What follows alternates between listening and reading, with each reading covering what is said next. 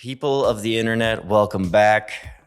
I'm your host, Alex Koons. We are here at Hot Tongue Pizza in Los Angeles, California, and I'm bringing you another fantastic episode of Pie to Pie. This one with Patrick and his lovely wife, Mandy. She's out of the shot, but she was in the room. We met up during Pizza Pasta Northeast, where Patrick competed and made a beautiful pie. Patrick and his wife, Mandy, are the owners of Gus Franco's outside of Pittsburgh, Pennsylvania.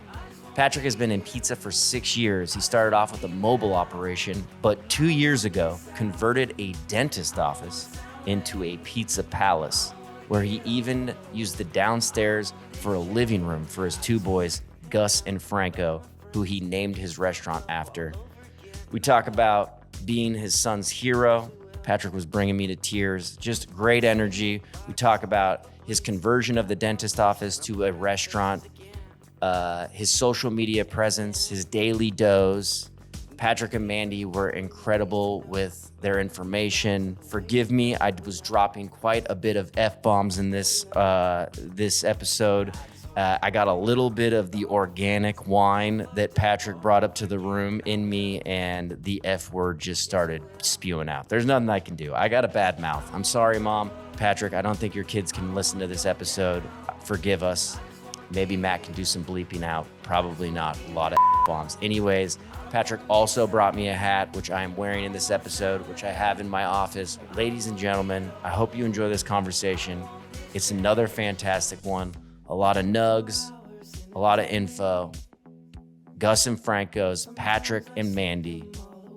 Pittsburgh forever. When Doves Cry. Prince. Enjoy. We're doing it. I'm here with Patrick. Let's go. He gave me the hat, dude. Gus and Franco's, baby. We are matching. That's right. Are you ready for some exciting questions? Absolutely. All right, let's get into this. What attracted you to pizza, and who ultimately taught you how to make it? Who attracted me to pizza was, my wife and I have always enjoyed pizza night. Years ago, she said she wanted to make some pizzas at home to try and see how well we could do compared to what we were purchasing, on Friday nights or whatever on pizza night. And she's amazing in the kitchen. And I was all for it. I'm like, yeah, let's go. Let's start right now. Let's get in the kitchen, make some pizzas. So she started doing it, and we started experimenting, and she was playing around with different things and was kind of getting frustrated. I stepped in and saw the science kind of side of thing and got really excited about the science and how dough reacts. And the things that you can do with temperatures and heat, and it got me interested, which kind of reinvigorated her passion for this little project that we had started. So over the course of time, I started to, again, experiment with heat. So I bought an Acorn-style grill that I could get to 750 degrees. So I was cooking pizzas on the back deck and just noticing the way that the same dough reacted different to different heat and methods of cooking it.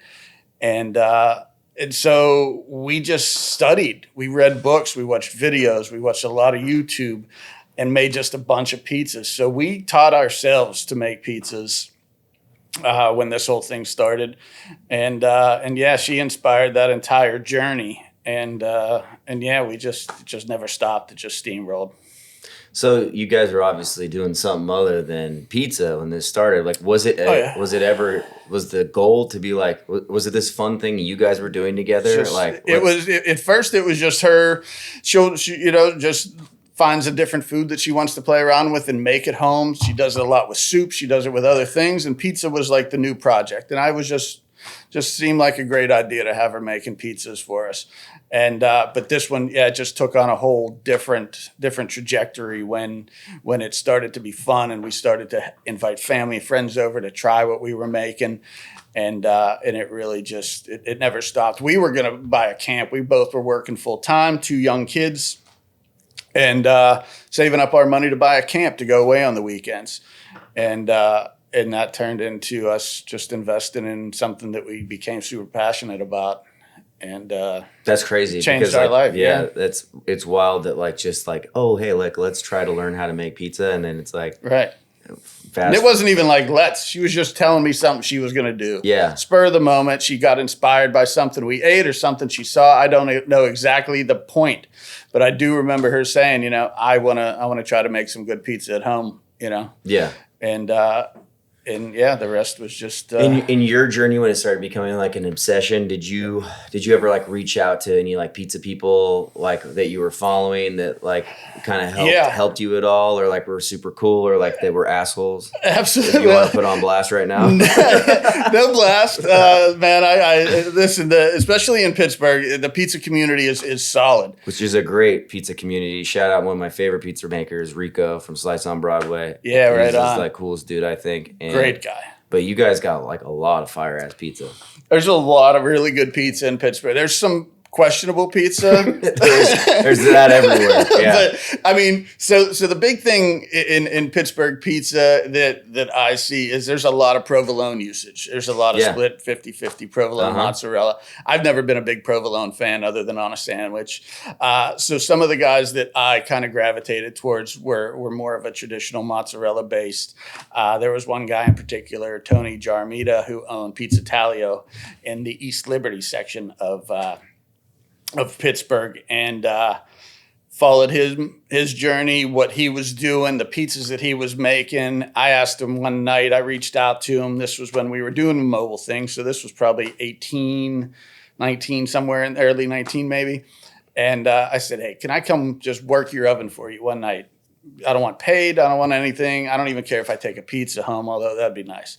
I said, you know, can I come do that? He's like, absolutely. And he had been following a little bit of what I was up to. So he knew, you know, of me, but didn't know much about me. And I went in and that night changed the course of this new course that we had going.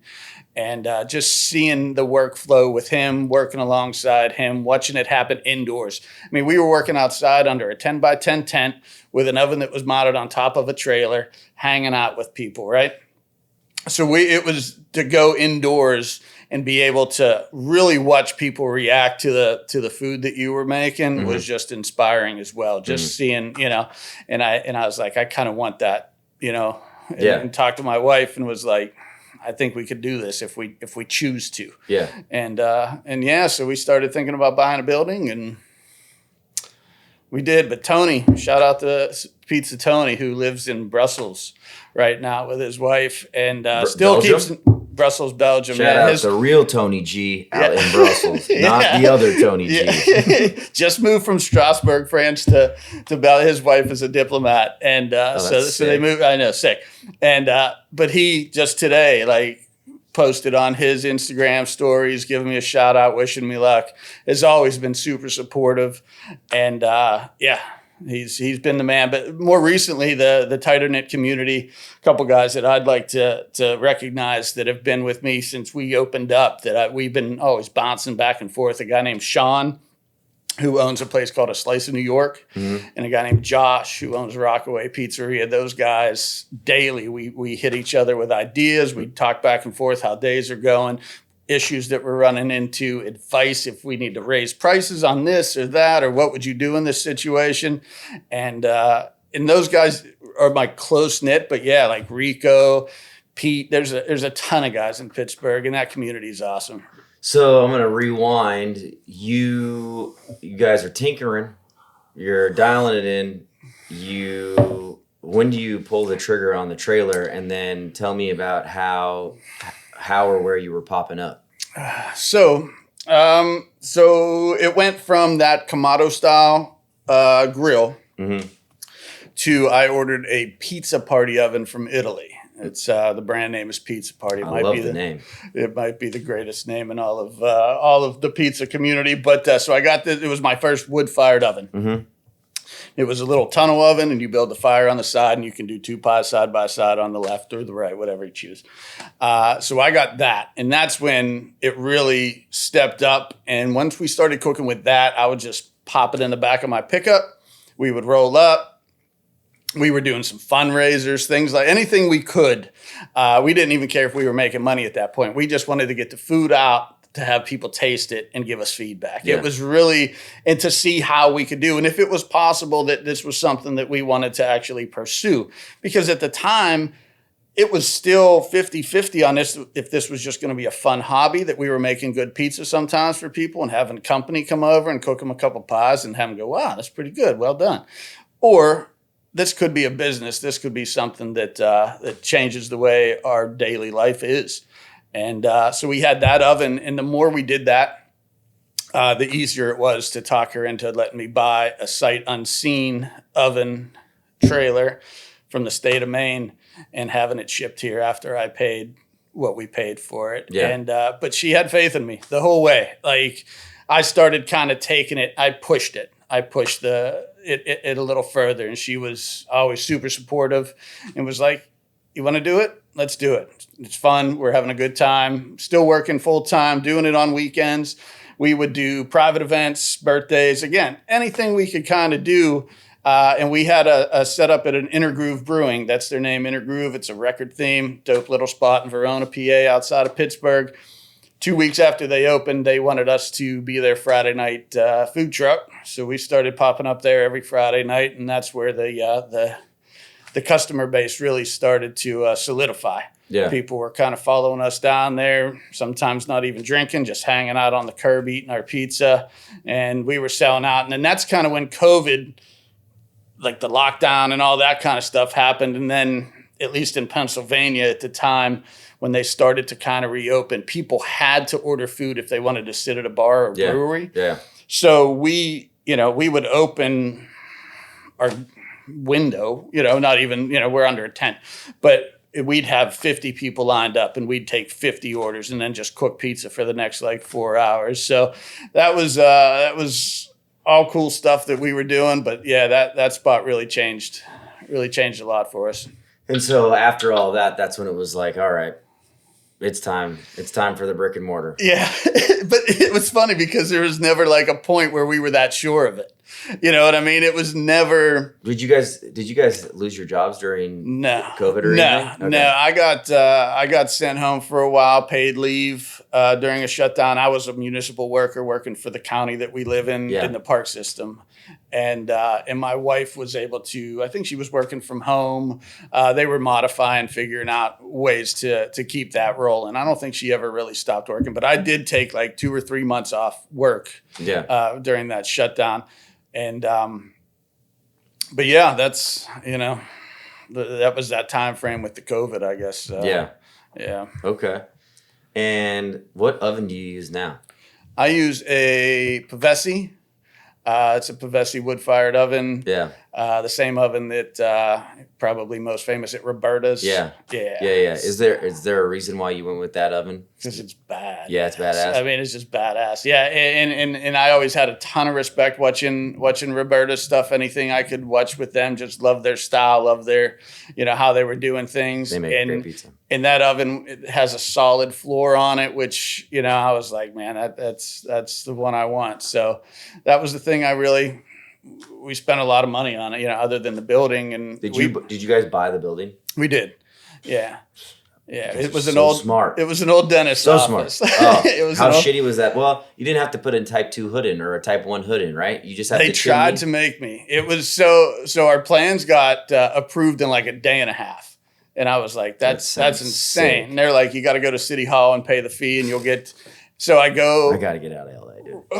The story's not over. The story's not over, Alex. Right. So I call City Hall and they're like, there's no paperwork here. So I call the company that does all the plans and they're like, that's not approved yet. You need a hood over that oven. I'm like, what are you talking about? I need a hood over that oven. That hood, that oven's designed to be chimneyed. Yeah. And no, you need to get a hood. You need to.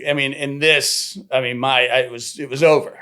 Everything was shut down. The building is not set for that. You know what I mean? It wasn't going to work.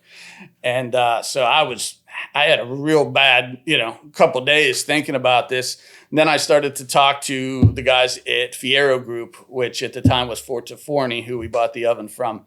and they started getting me all kind of paperwork and things from the company. So I'm sending stuff to this company to try, and finally it did get approved. Yeah. As is, without the hood on there. Now we don't have a fryer. We don't do anything.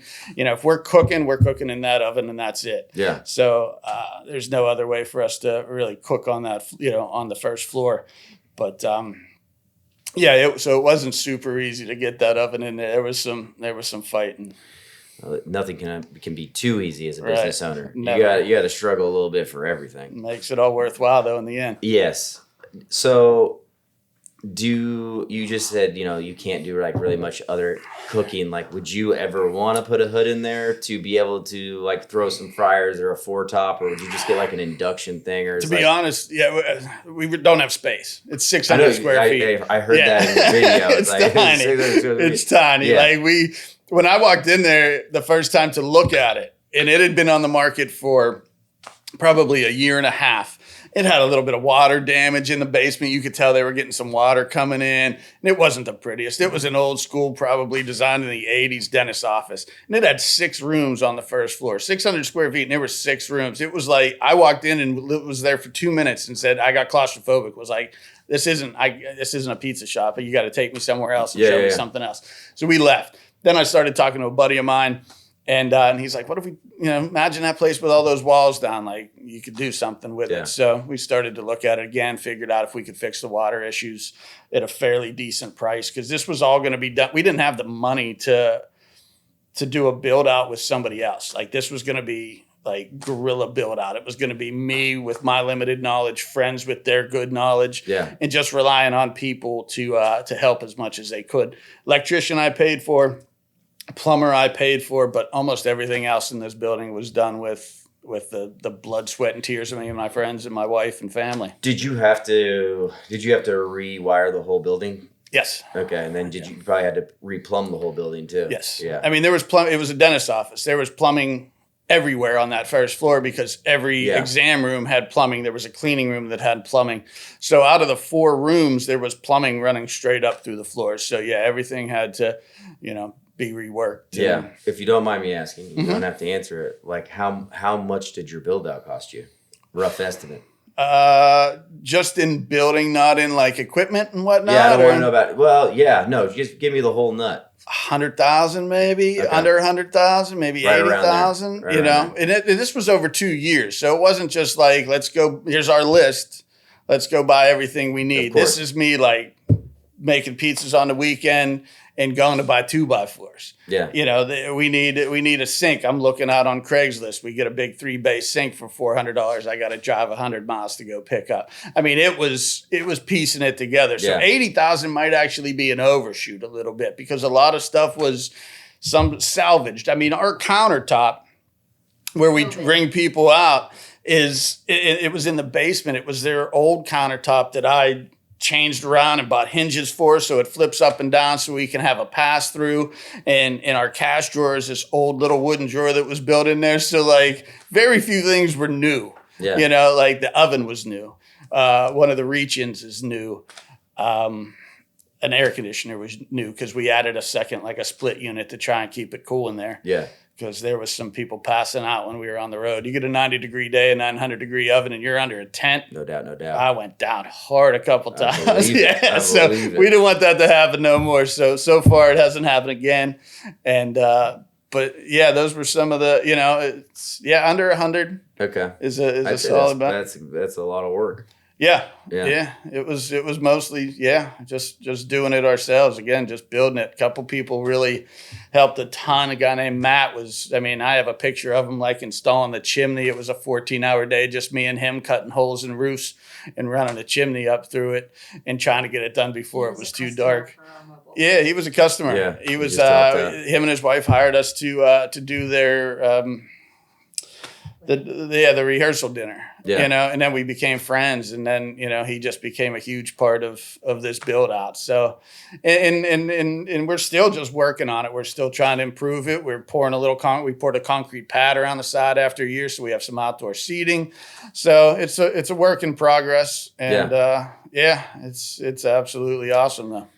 That's good to hear. I wish that, like, with the build out we did at Hot Tongue, I wish it would have been so much more. I think I shot for the stars and I got them, but to maybe have pulled back to have money today. Right. You know what I mean? Right. Yeah. And instead of like having to shoot for the stars to get that money back. You know what I mean? And over time, maybe have all those bells and whistles you wanted. I mean, again, maybe where you're at determined a big part of that. I've never been to LA, and in my head, LA, like, you have to have nice, you have to have kind of fancy, you have to, come popping out of the gate and looking good. If not, like, we're 25 minutes outside of Pittsburgh in just a little working town, and we're trying to give people a food experience that they've had to drive a lot further for. Yeah. And so they don't mind that my countertop has like a pallet wood front on it that I put together in a half a day.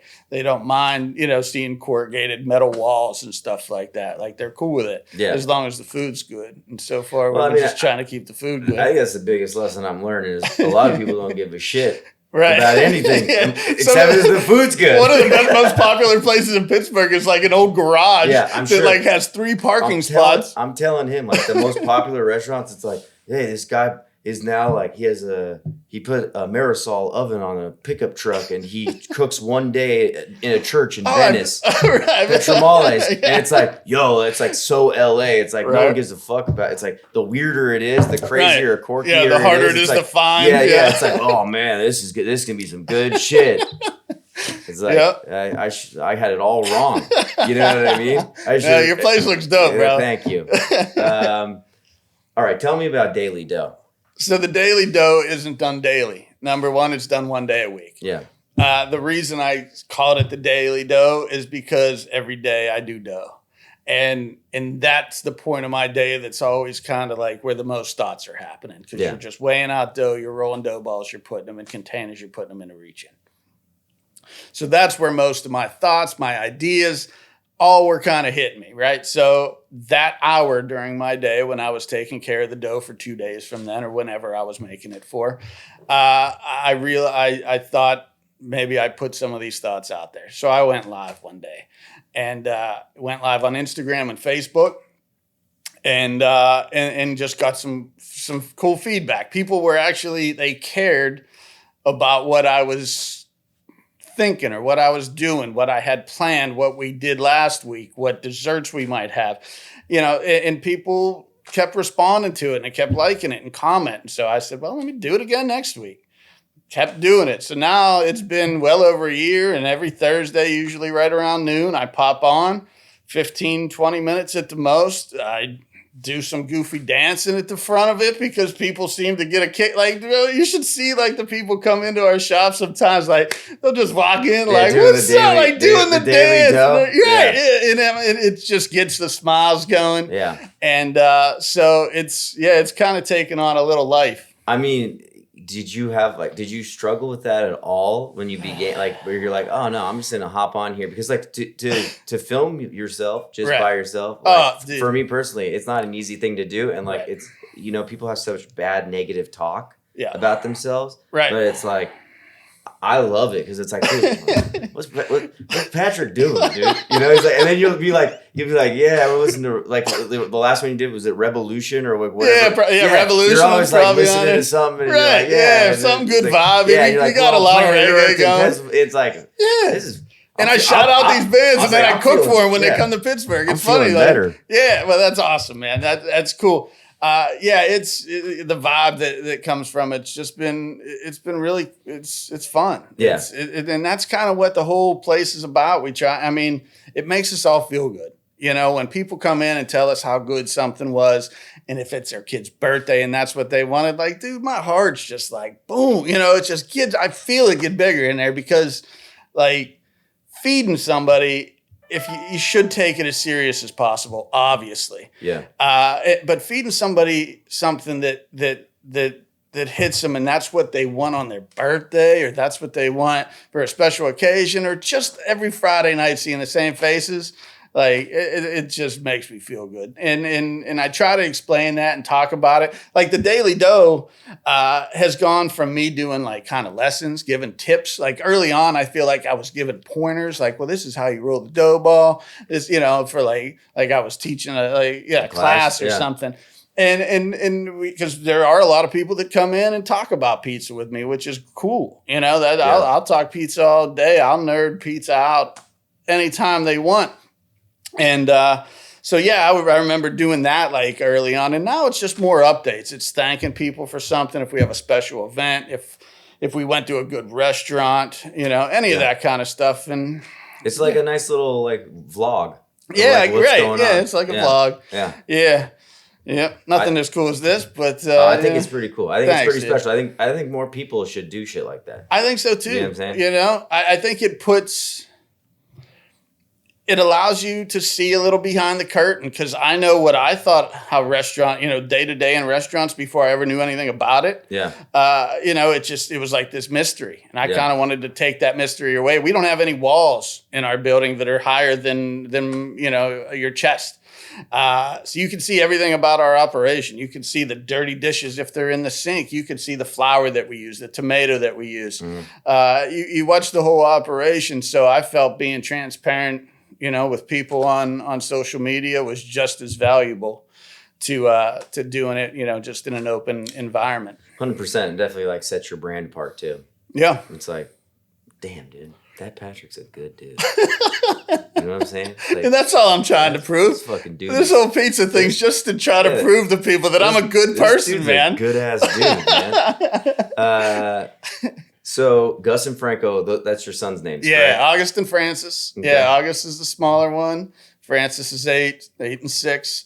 And when we were trying to think of names, we were going back and forth on a bunch of different stuff, kind of Pittsburghy themed stuff. And one day I just said, what about Gus Franco's? Those nicknames we had for the guys. It sounds like super Italian. It's like, Gus Franco's, right. This place could be And then good. people come in and I got this big name tag that says Patrick on it. And I'm like, what's up? And they're like, you an Italian? I'm like, no, but the oven is. Don't worry about it. We're all good. It's good. We're going to be all right. We'll get through this together. But it does sound super pizza-y. Patrick Elston pizza just doesn't flow. It didn't hit the same way. Doesn't hit at all. Yeah. Yeah. One day it might. Who knows? But as of right now, Gus Franco's is the way to go. I love it. Well, has having the brick and mortar open, like how have you balanced work life and like time with the boys and time with you guys together? Yeah. So, she works. So I quit when we opened up. I quit my job. Yeah. To do this full time. I was doing all prep when the show started, when service started, the show. We would have people come in. My sister, my aunt, a young guy named Nick worked there for a while. He got a full-time job, and now a guy named Steven. So in 2 years, we've had one person turnover. My wife comes in 3 nights a week. It's getting a little busier these days. Sometimes it's 4. But we close on Sundays and Mondays. Sundays, I don't walk in that building unless I forgot my glasses or something. Yeah. Like I just won't go in there. That's for my dudes. That's family day. Yeah. So I try to fit a week's worth of dad time into one day as much as I can. So we try and always do something if possible, go somewhere, have an experience. Yeah, and then in the mornings I get them up, get them fed, get them on the bus. So I do get that morning time with them. Mom handles everything pretty much from thereafter. When she works, they come to the shop.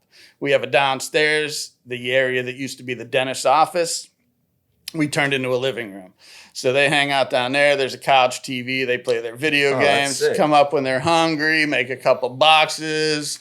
It's and that was one of the qualifications that we had for a building that it was a must. We had to have somewhere for our kids to be able to feel comfortable and kind of stay out of our hair while we were doing the service. So this building checked all those boxes. So we still get to hang out with them sometime, a little bit while they're there. Usually they're scrapping down there and they come up and somebody's crying and we got to diffuse the situation in the middle of a Friday night crazy service. But another stressor. You know, you're burning pies and shit. People are calling you. They're angry, and then all of a sudden, he hit me. Yeah. And you hear the little foot coming up the steps. I'm like, shit. They're either hungry or fighting, bro. Something's going let's hope down. For the hungry. Yeah, right. Yeah, we can handle some meatballs, bro. Hungry, right. You know. So yeah, it's they sacrifice a lot of my time. Yeah. More than I would like, but I feel that it's for good reason. Yeah. You know, there's good intentions behind it. Yeah, it's all for them. Yeah. I mean, when it all comes down to it, everything, it's fitting that we named it after them on a whim. Yeah. Because everything is for them. Yeah. Yeah, every little detail of the place is hopefully going to affect their lives in a positive way someday. So yeah. Yeah. I'm sure it will. Yeah, we'll wait and see, I guess. Yeah, you're right. Wait and see. And my wife, you know, she just can't get enough of me. She wishes I was home 24/7 with her. I'm sure, just, you know. My wife says that, and then I'm home for 2 days, and she's like, "Do you have to work? Like, do you need to go somewhere or something? Like, can you you don't have something to do? I thought you said you had something to do. I'm pretty sure. Wait, I just checked it. Yeah, I just checked the toast. It looks like you should go in. Yeah, right. Yeah, like I thought you wanted to hang out today. I'm good. Yeah. So the family thing. Obviously, we all wish we had more time with our kids. Yeah, 100%. But you get what you can, and you do what you can, and you do what you think is right. And I'm just doing what I think is right. And yeah. So is my wife, and so far we agree with each other. So that's great. That's great because the support and not feeling like you're missing out on things. Yeah. The living room and the bottom of the pizzeria. Right? That's gangster. Dude. It's nice. That's right. That's a gangster move. Yeah. I mean, it should be a dough room with like a second reach-in so I can have more dough on stock. I know, but you know what? Not. It says a lot about like where what's important. You know what I mean? In our success metric, I talk about it a lot when people are like, "Oh, are you going to open another spot? You're going to come closer to the city. You're going to do this, money, money, money." And I'm like, my success metric isn't a number. It's not a money. It's a balance. Mm-hmm. It's trying to get the most time with my family and earn a living in doing something that I love, that I feel, is providing a good service to people and a good experience. So if I can find that balance, I don't need a huge number, because that number just, in my opinion, doesn't always bring happiness. 100%. My happiness is over here, you right. know, and if I can get that, even weighing that out a little bit more would be awesome. But as of right now, we're just trying to keep it as even keel as possible. I saw your pizza today. Yeah. You competed. We're out here at Hard Rock Hotel. Shout out my mother-in-law, Betty, our sponsor for this podcast. Betty McHugh, you are the best. Your pizza looked pretty damn perfect to me coming out of that oven from far away. It's to me, a nice pizza is that caramelized crust. I think there's some leoparding. The cheese amount doesn't look like ridiculous. Yeah. Like it's like shiny and oily, but perfect. Now, 2 questions. How did you feel about the pizza that you pulled out of the oven today? And can you define what the perfect pizza is to you? Man. So the pizza that I made today, if you lined up 100 pizzas and said, pick the one that you would turn in, I would pick the pizza that I made today. I'm 100% over the moon. Feel to pull out of the oven. I mean, I let it go a little longer. I pulled that pizza to the mouth. See, in the competition that we're at, once you take the pizza out, you can't put it back in. Oh shit, I didn't know that. Right, in the cheese division, so you can't take it out, put it back in. I'm sure there's one stipulation or two. You can rotate. Yeah, you can rotate and do all the things. So I was rotating, moving it all around. But I brought it to the mouth of the oven, just kind of out of the main heat source to try and suck up a little bit of the heat from the floor towards the mouth of the oven. I used a wood-fired, that is gas-fired here, just to let that bottom crisp up a little bit more. But also, I just kept spinning it and saying, "Man, he nailed it." Nailed it, bro. Take a moment. Dude, I saw it. I was like, holy shit. That pie, Patrick's pie looks, you see that, dude? It might come in last. I don't care. I'm so proud of that pizza. Let's talk about that for a sec. Yeah. I mean, the competing is a lot of fun. And if it wasn't for Rico, I don't think I would be competing. He was the one who said you should do it. It's like a lot of fun. Yeah. But it's 3 people in a room, Right. that are not. They're qualified, I'm sure, but they're probably not that qualified. And they're rotating. Yeah. It's not always the same three people. You're not getting the same judges. And it's like, I mean, really, who's back there? And like, doesn't matter. Like, your friends like your food. Like, your neighbors like your food. The community loves your food. You like your food. And so it's like, yeah, would it suck to come in 90th or whatever? But like, would it destroy you? Absolutely not, right? I'm still I'm gonna talk about whatever place I come in. You know what I mean? I know that it was the pizza that I wanted to make. That's what matters. I think that you like pulling that out and then feeling that way, like, dude.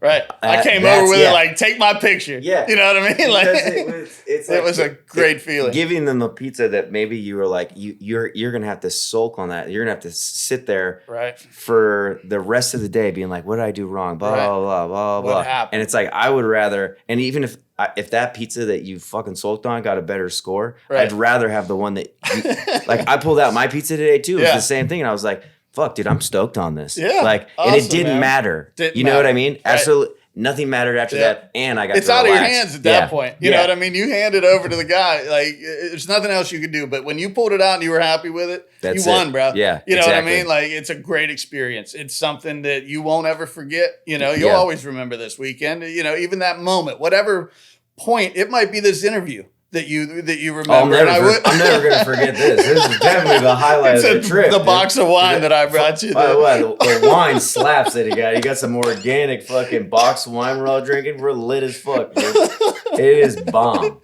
Atlantic City. Thank you. Yes. So I keep interrupting you. So what is my perfect pizza? Ooh, man. Goodness. That's a tough question. I like so many different pizzas. I really do.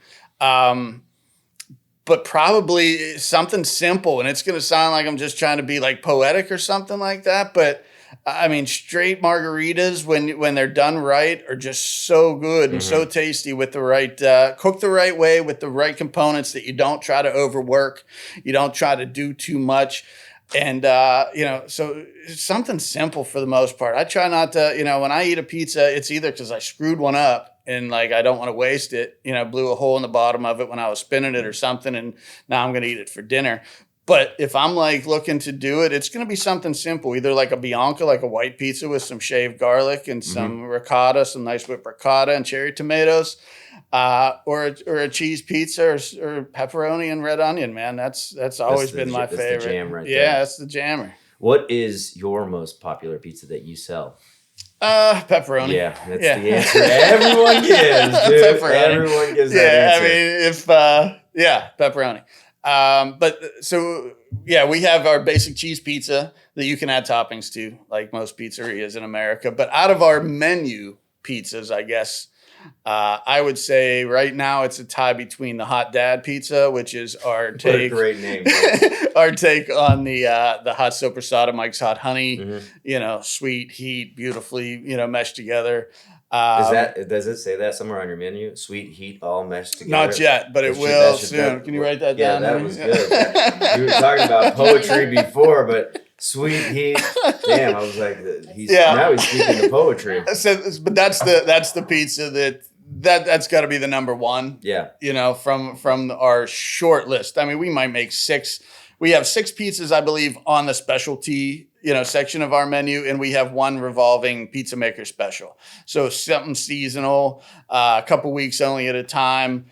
We just got done doing our Buffalo Soldier, which is our buffalo chicken pizza. We do a nice gorgonzola crema on it. And, but it's like our McRib. Like when I bring that pizza back, I know you said that in the video. Yeah, people, it's absolute mayhem. Except it's real meat. But it's real meat. That's not gray if you peel the top off. The Pizza Maker Special always does pretty well, even if it's something people aren't used to. If we're doing like fresh peaches and speck. Do you discount that pie? No. Okay. No. Right. No. We do discounts one night a year, I'm sorry, and that's on our anniversary. On 10/19, it'll be coming up soon. We do a certain number of pizzas, and we sell them for the opening date for $10.19. You can get up to like 2 or 3 toppings or something. But luckily, we've never had to discount anything. I feel like our pizzas are special already, and stole that line from a buddy, Sean. And I agree with that. One of my pizza buddy, Sean, who says that all the time, he's like, dude, the pizza's special already. I don't need to try, because once you start discounting, having this night or that, you feel like people are going to wait until that night. Like I've always been afraid to kind of do that. And luckily we've never had to. Yeah. We're takeout only. We don't deliver. I mean, when I opened up, I told people the model that we were going to do, and they looked at me like, what are you purposely trying to piss people off? Like, we don't do extra cheese. We don't do a lot of stuff. I love it, dude. And, I love you doing what you want to do. Yeah, and it's one size. We only do one size. We do 12-inch pizzas. That's it. And Tuesday nights, we do Detroits. We've come a long way making some Detroit pizzas on Tuesday night in a wood-fired oven. And so we do a limited number of those. Not the easiest thing to do.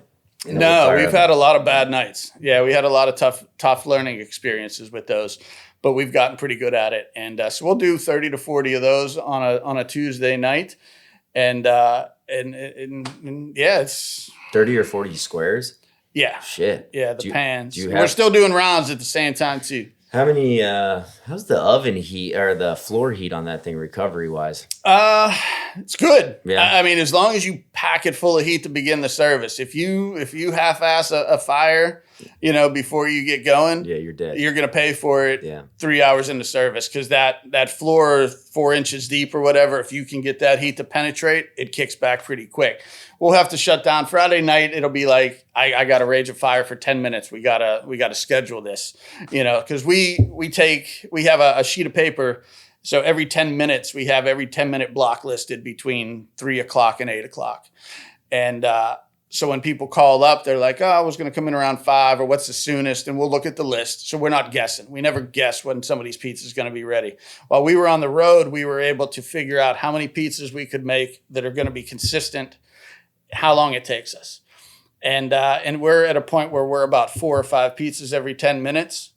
And so we can schedule that night. So when we tell you 4:30, 4:40, come on in, like you're not standing there for 20 more minutes staring at us. Like you're in and out of here and we're hitting our numbers. So you do a lot of scheduled orderings? We do. And a lot of people got used to it. When we first opened up, it was mayhem. Like we would turn on the phones at 3 o'clock, and 4 o'clock is when we actually started putting pizzas out, and every spot would be taken. 120 pizzas were so if you called after 4 when we were technically open serving, you weren't getting a pizza. So it turned a lot of people off. Of course. But again, I had to stick to the plan. I felt the plan was going to work. I felt doing so much, like not promising 200 pizzas when we know we can only do 100.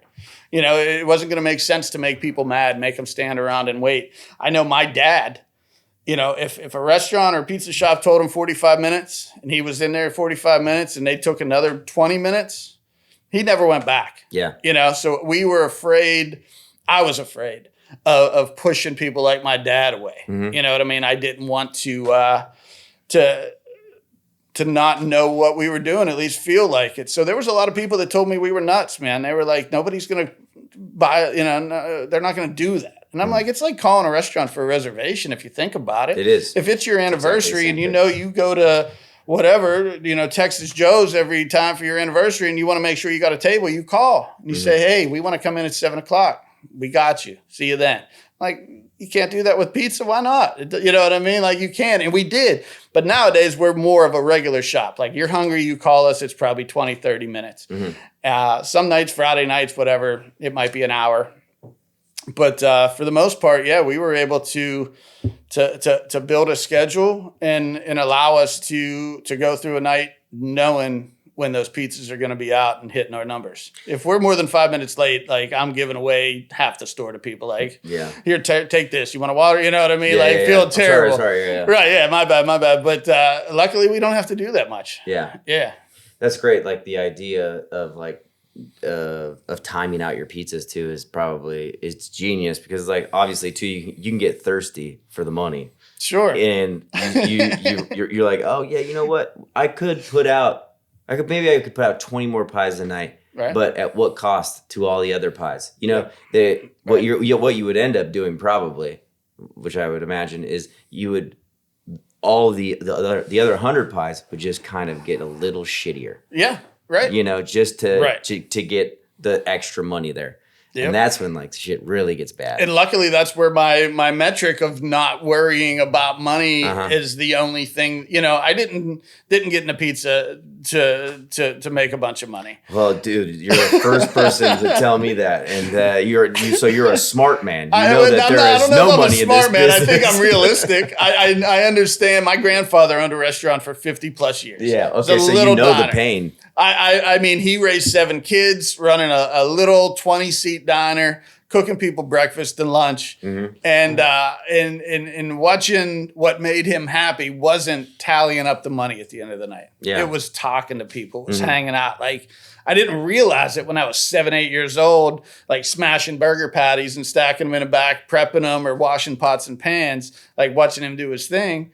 It didn't sink in until I kind of was in the same position, and I'm like, I just want to feed these people good food. And if I don't make as much money, that's all right, because I'm going to see them again. If I half-ass this person's pizza and try and send them out of here and say, no, that's good. That's what you paid for. Because in my area, we're not competitive on price. Like, we don't compete on price. We don't have coupons. We don't have buy 2 for this amount, you know. And everywhere else you go, like, their medium 12-inch pizza's the same price as ours, but nobody buys that pizza there. They all go to the bottom of the page and find the 2 for $20 medium pizzas, and they buy those. Yeah. I get it. I've been there. You know what I mean? I spent my life eating McChicken sandwiches and stuff like that. Just, you know. Yeah. Sometimes it was just about feeding yourself. And if I can make it at least affordable to where somebody feels like that they're getting something that they're, you know, that it's probably worth a little bit more than they paid, I've done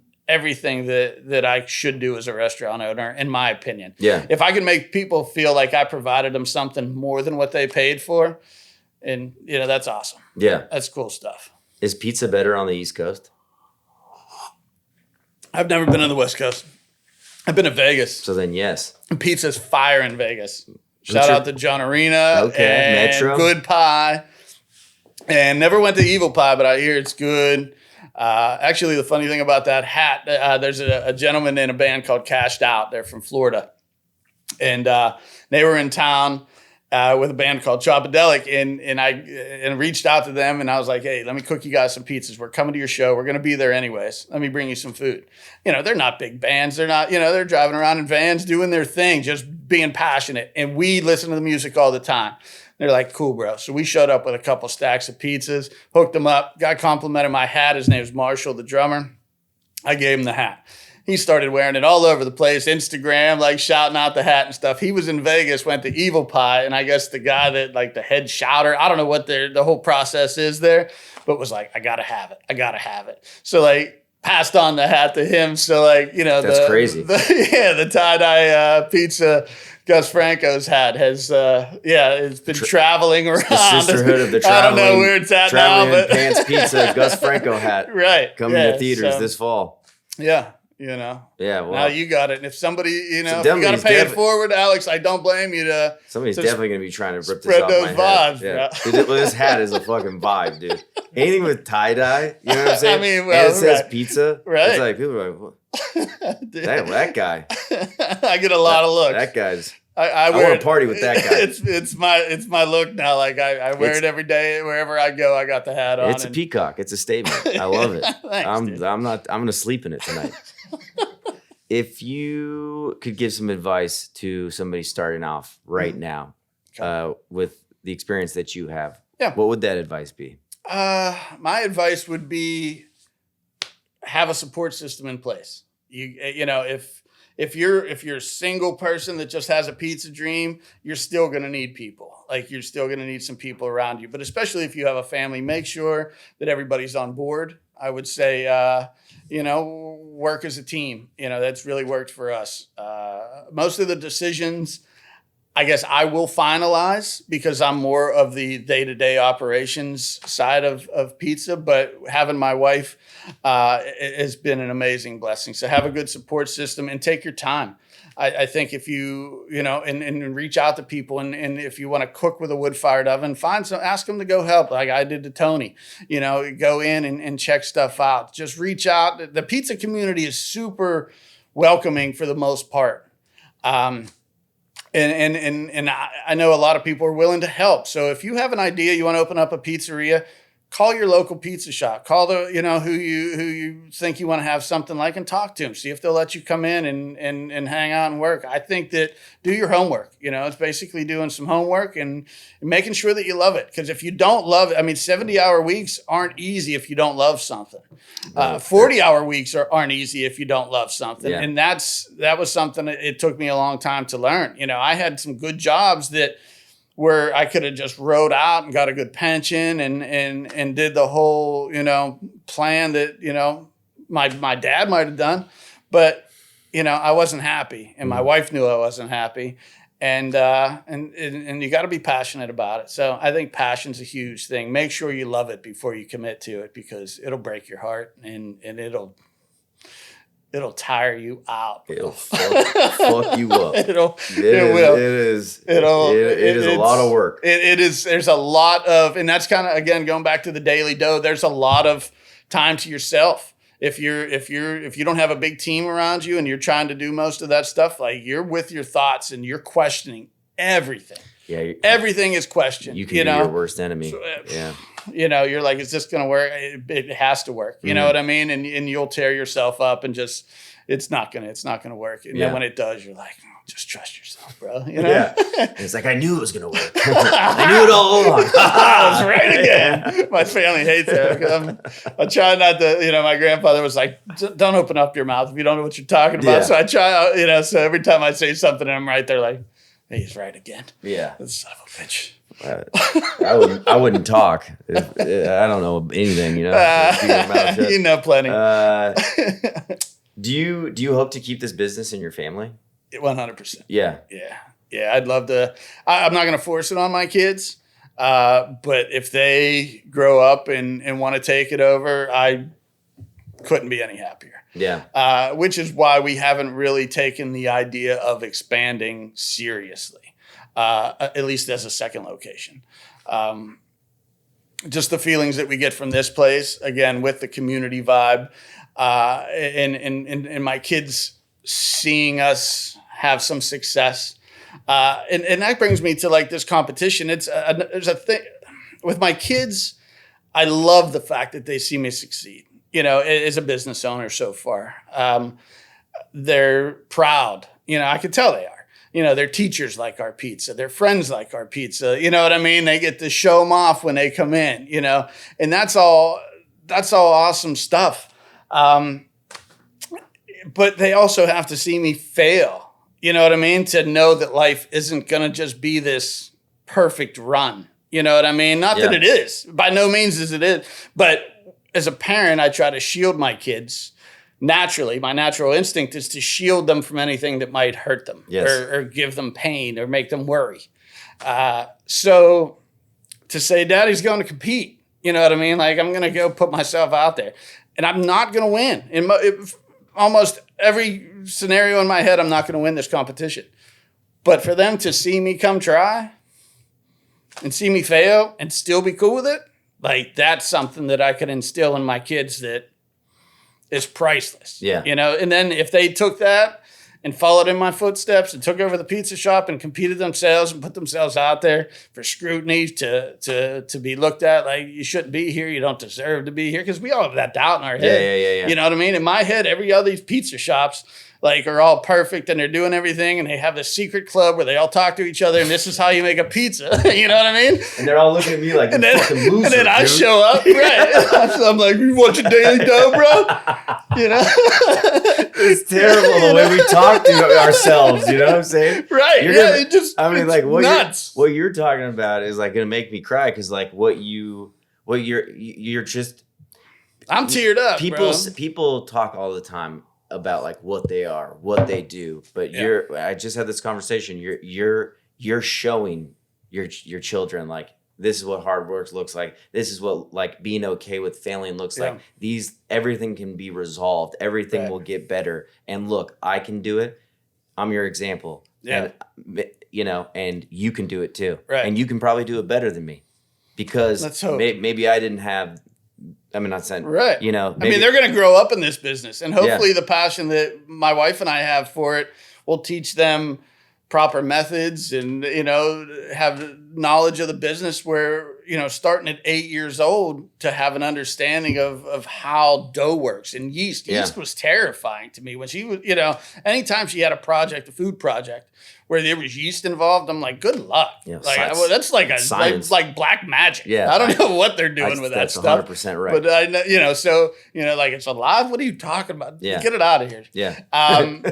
So, Get that devil magic out of here. so yeah, if they could grow up like not being afraid of that and like diving in and going for it, who knows, man? Yeah. And I'm not worried about them competing. Like, if they never competed, but even if they, whatever path they take in life, you know what I mean? Well, you can draw a lot of lessons from like what you're doing. The things so, that right. they're seeing, Right. that'll just help them in life. Right. Regardless, outside of pizza, Yeah. seeing their dad, even just Right. like you guys, like you quitting your job and like doing this thing, and like that's something that people are scared shitless of doing. It's scary. It is. Scary. It's terrifying. Because you're investing in yourself. Right. And it just says like, we have these negative thoughts and stuff, but I know at the end, I know that you believe in yourself. Yeah. You wouldn't be doing this. Yeah, 100%. Yeah. I feel like I made the best pizza there today. I do. I'm sure there was other amazing pizzas, but I feel like I made the best. Why don't we just like make it normalize being like I make the you know what I mean? Like, I'm the greatest. I'm the greatest. I'm the dead greatest. serious. Like because everybody's like Muhammad Ali of pizza. Yeah, like. but why not? Why not? Yeah. You're being like, I probably won't even win, blah, blah, blah. It's like, dude, I saw your pizza. Like, if I fucking pull that pizza out, I'd be like, yo, I'm like at least top 5. And if I'm not, this shit is whack. What's funny is... like, I don't know if you're welcome. Right? Yeah. Like this one dude was like, oh, what are you competing in Napolitana? And I'm like, no, I'm in the cheese. And he was in the cheese. He's like, man. Like he got mad. I'm like, really? Like he's worried about me. You know what I mean? Like it was both like kind of a cool feeling. Like that somebody looks at me like I'm competition and they're bummed out that I'm in the same, in the same category. Yeah, but I he probably stomped me, bro. The score from this guy's probably going to be way above. Oh my God, there it is again, dude. It's like, this is fucking sick ass pizza, but that guy's probably going to kill me. Again, I got it. If you plan for the worst, like when good things happen, you're like, it's a little easier to deal with. But maybe that's like the problem because it's like you don't want to get your hopes up. But I don't know. Sure. I feel like we got to be better to ourselves. Especially kicking ourselves in the ass in this industry, right? And how hard we work. We should normalize being like, I'm the shit. And I think that in my head, my inner voice is different than what I say. I think insecurities pop out, and you don't want to sound like this big jackass that's like, I'm here to kick ass and take names. Yeah. You know what I mean? So the self-deprecating thing that I've always done growing up as a chunky kid, like, just trying to make jokes at my own expense still comes out. Yeah. Even when I'm full of confidence, 100%. Yeah. That it triggers and it just still pops out sometimes. And, but it's who I am and I accept it and I try to be better. You know what I mean? And just entering this contest is, for me, put myself out there enough that I feel better about myself and know that I can do it, man. I bet I see you in Vegas and when you're competing, you got sunglasses on and shit, and you're just like, what's up? Hoodie up. Yeah. Yeah, did you see my pizza come out the oven? That's number one. Baby. Number one. That's going to be number one. Yeah. How's it feel to go for second place over there? Yo, how's everyone? What's second place feel like down there? You got that right. Yeah. Well, it was number one in my heart. Thanks, buddy. I appreciate you being there watching. It was easily the best pizza I saw come out of an oven. It was comforting seeing your face up there in the crowd while I looked up, so I appreciate it. It was nice seeing some nice familiar faces out there. Well, and I'm glad that I could be in the seats and not right in front of your face with my camera phone. Like, hey, that dude. was my wife. That's fine. They tried to clear them all out, and I'm like, can my wife stay here and videotape me? I think I want to show this. Yeah, well, the wife is okay, but you're cool. The 15 strangers just like, hey, what are you doing? Not that many people were worried about me. Blend is that? Yeah, I didn't have the right shirt on or anything like that to draw much attention. You needed the one of them chef coats. Can you share one of your biggest failures in pizza or just in life that really kind of reshaped or helped you grow as a person? Biggest failure in pizza so far. I mean, we've had we've had some rough services that I was unprepared for. I don't even know if that's a good answer or not, but I learned a lot from kind of half-assing the prep kind of side of things. So there was some real disastrous nights that seemed probably like a much bigger failure than they actually were. Yeah. At least to me. But yeah, not being prepared. But man, I can't stick it to one specific moment, unfortunately, to answer that question. Not without sitting here for like 5 minutes like this. Yeah, no, don't do that. Yeah, that's not going to be good. No. Well, we can edit it out. So here's what I've never failed. That's what I'm talking about. Never dude. failed at anything. This guy's out there. He's fucking number one. Number one. You just dude. Never failed. Get out the way. Gus Franco's is up in this piece. Just hit the mic over. I'm out of here. I'm out of here. Yeah. Just never failed, and I don't plan on it. I love it. Thanks. I love it. All right. Well, we're rearing the end here. And Yeah. I asked everyone this question. This is the most important question of the interview. Okay. Who is the greatest? You're going to have to answer this too. Okay. Who is the greatest band or recording artist of all time? You know, and not. So I've thought about this. I've listened to your podcast. They're outstanding, by the way. Thanks you. again for having me. Oh my gosh, this has been a box of organic wine is not a big enough thank you. The hat might be a big enough thank you, but the box of wine was definitely not a big enough thank you for having me on. So I have listened and I've thought about this question, and I got to say Prince. I mean, that's good. Guys, yeah. I mean, Prince is. If I'm at the shop and I'm kind of played out on a lot of stuff, I throw on Purple Rain, and man, it's early childhood memories. Just something about Prince. Yeah, I would say Prince is the best. I didn't know that he was a multifaceted, talented or a musician until I saw him live, and I was like, "What?"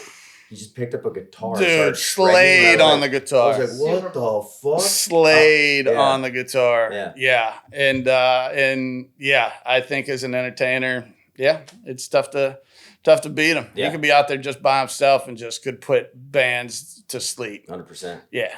So I say, I'm on. asking the wife. You're on. Truth be told, we talked about this in the car, like on the way to the convention center yesterday. We're like, we're going to be on this podcast, and you always ask this question, and I feel like it's Prince, and now, like, I don't know that I can disagree. Like, there's a lot out there. I don't mean to. Right again. Yeah. Always right. It hurts me in my soul for him to be right again, yet again. But how do you? He was a symbol. Yeah. Yeah. I mean, it's a literal symbol. A literal symbol. symbol. Yeah, and still killed it. That was a badass move. Yeah. Like, who else has just been like, yo, I'm this now? Who has more confidence than Prince had? Just- Nobody. You know what I mean? If you watch the Dave Chappelle when those skits, blouses win. It's like, yeah, dude.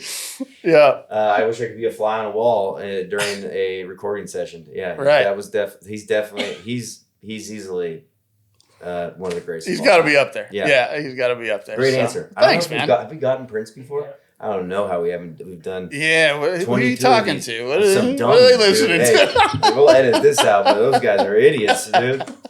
Get it together. Yeah, get it together, guys. Bring the heat. Okay, well, where do we go to get in touch? You can go to Instagram at Gus Franco's Pizza, Facebook at Gus Franco's Pizza, Gus Franco's Pizza at gmail.com, the website, GusFrancosPizza.com. Any of those places should be an easy way to find us. But other than that, we're going to be in our shop Tuesdays through Saturdays. 724-212-3758. That's it. Let's go. Yeah, let's go. Slide you got my those number. DMs and DM it up. Check out the Daily Dough. Check out the Daily Dough. It will tune help in. your pizza game and your just overall mental health. Yeah, let's hope it just brings a little smile to your face. I think it will. Yeah. This interview brought a smile to my face. I really appreciate you doing Me too, this. man. Thank you. Dude. Appreciate you. Thank you.